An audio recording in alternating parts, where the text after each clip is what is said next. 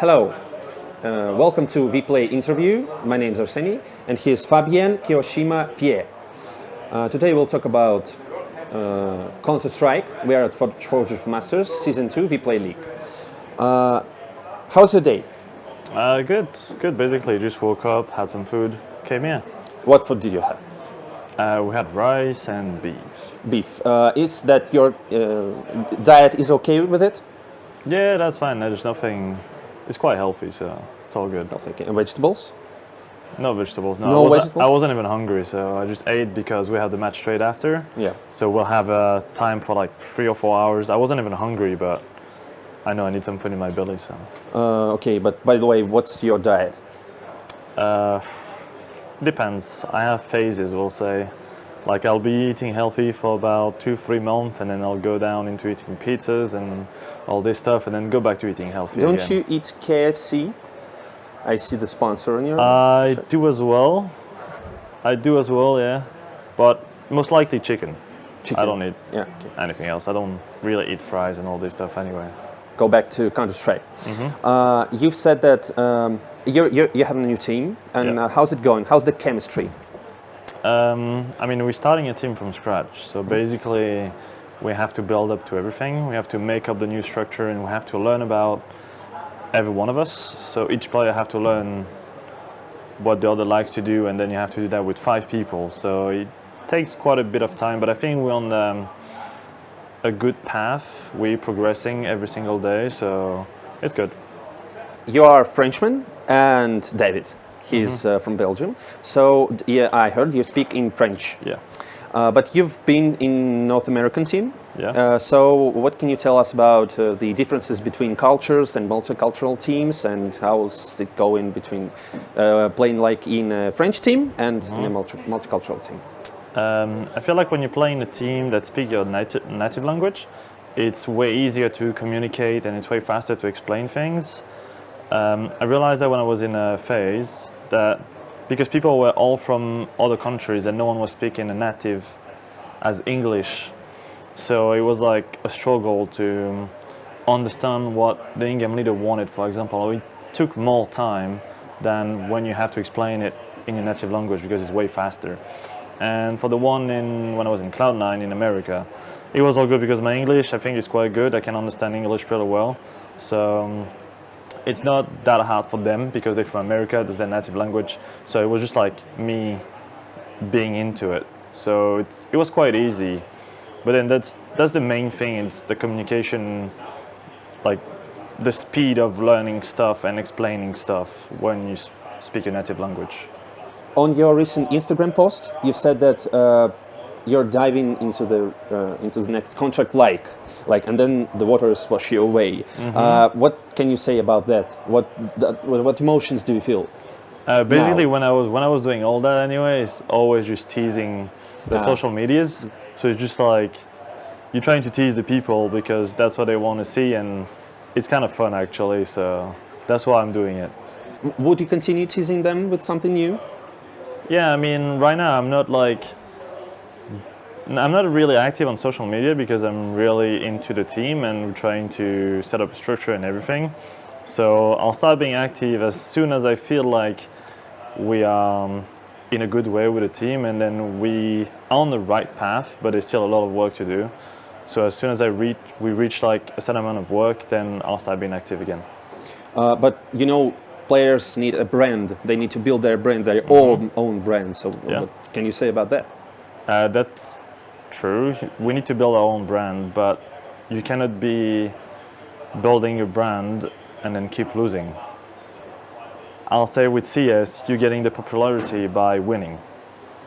The team that lose don't have a big brand, basically. So I'd rather focus on my team first and then on the brand.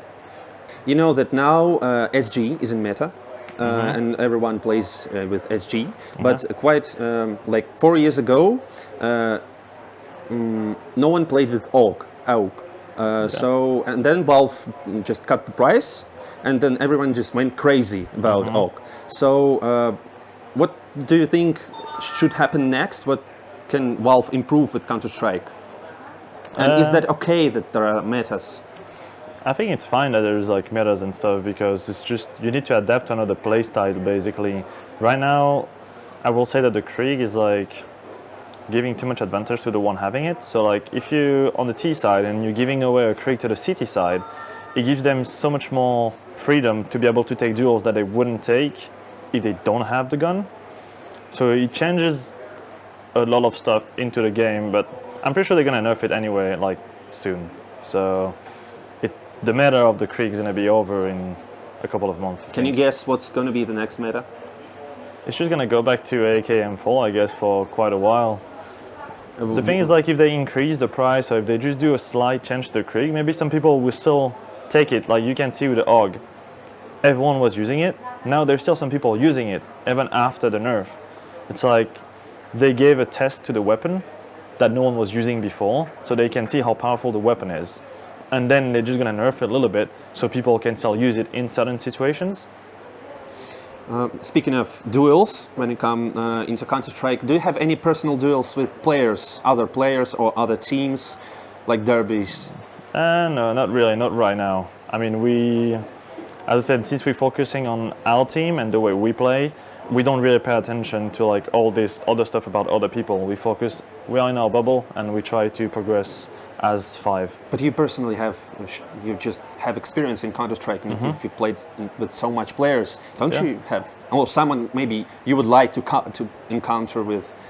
No, not really. Like just one-on-one with AVPs on. No, I'm basically just living day to day. Counter-Strike is a team game anyway, so to me 1v1 doesn't mean anything basically. You can be the best 1v1 player, that doesn't mean you're going to be in a good team or you're going to be a good player in a team situation.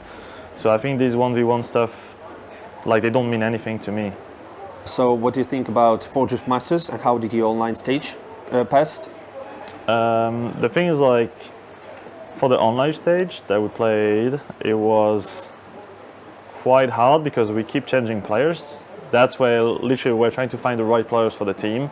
So I think we changed like 2 times the players in the process of qualifying. So like it was quite hard. There's nothing really much to say to it because since we're changing players all the time, we didn't have any structure or anything. Such tournaments are built to close the gap between tier 1 and tier 2 levels of play. Tell us please, what do you think about the gap, the difference between how Valve or developers or teams or organizations can do with it? Okay. The thing is, like, if you consider, I don't know what you consider tier 1 or tier 2, but the way I see it, first there's like a tier 1 organization and a tier 2 organization. So like all the resources that they can have to help the players and help them to perform so they can be focused into the game and the game only. And that's the tier 1 organizations, because the tier 2, they don't have the funds to be able to provide all this to the players because the players, they don't make enough results yet. So that's why I see tier 1 and tier 2. But then in terms of like game and play style, I think it's not that far off the tier 1 and the tier 2, because you can see some tier 2 teams just, they can grind a map to a tier 1. They're still going to lose the best of 3, but they can grind a map. That means that it's not that far away. They just lack a little bit of something, like a little spark. I don't know what it is, but they lack a little bit of something. But you know, you've won twice majors. You've got 2 majors. But you have the motivation to play. Where do you seek for it? What is your motivation? The thing is, the way I see it, the game changed a lot. The past years, the mechanics changed, the movement changed. So every time is just a new challenge, a new style to play. So you cannot live in the past anyway. For me, like, I forgot all about this, and I'm grinding back, and I'm grinding my way up again. It's literally, the game changed a lot. So you can see the players, they're going to be good at some point in one update, and in 2 years after they won't be as good because the way they move and the way they aim is not the same way now. And the players also change the way they picking, they move, so it's a completely different game, I'll say. But what's your ultimate career goal? So if you've won the hacks, what's the point when you just, it's done for me? I think it can never be done until like you have to win everything. So if you play CS, it's just to win. so you can never be done. Do you have a place in your apartment where there's like your medals or cups are standing? Usually the cups goes to the organization, so you cannot keep them, but you have some medals and stuff. But no, I don't keep any of this because to me that's like living in the past, and I don't want to be living in the past. I want to keep winning some. So I will never see like more medals coming if I keep like hanging them. So you know, I mean, like, and when I say like maybe 20, then if there's 21, it won't matter. But then now if I win one, then it will matter because I've only won. But what do you think about obviously someday, one day, you'll have to end your playing career, Counter-Strike. What about coaching? Maybe a squad or something? I didn't think about it yet. I'm not really thinking about what I'm going to do after playing CS, because I feel like I still have a couple of years playing CS. And when the time's going to come, then I'm going to think about something else. But I don't think I will like to coach. I would probably like being a manager, but coaching, not really. And I mean, I'm playing something else on the side. I'm playing poker a lot, so then that's a good way to earn money. Poker is basically, there's no age limit. Yep. So you can play poker until you're 70 if you want to, if you're good enough. Are you a successful poker player? I'm not, because I don't have time to study poker, for example. But that's your new goal, to win the poker championship. I do play poker quite a lot anyway, but I don't have time to put like the time into it and all this stuff, because people see poker as a card game, but it's a lot of study behind it. People study 8 hours a day how to play this card game because of the probabilities and everything. So I don't have time to do it yet.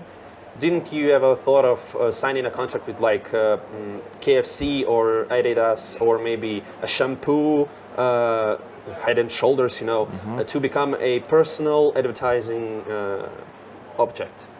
Like just okay, so you mean, oh yeah, you mean like literally personal sponsors? Yeah.